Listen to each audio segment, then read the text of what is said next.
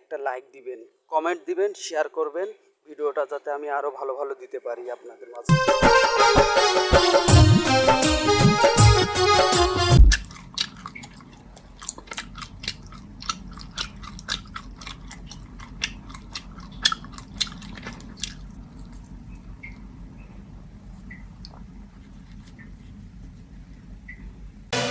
তুমি আমার জিন্দেগি, তুমি আমার জিন্দেগি, তুমি আমার জিন্দেগি। বেশি দেব জান।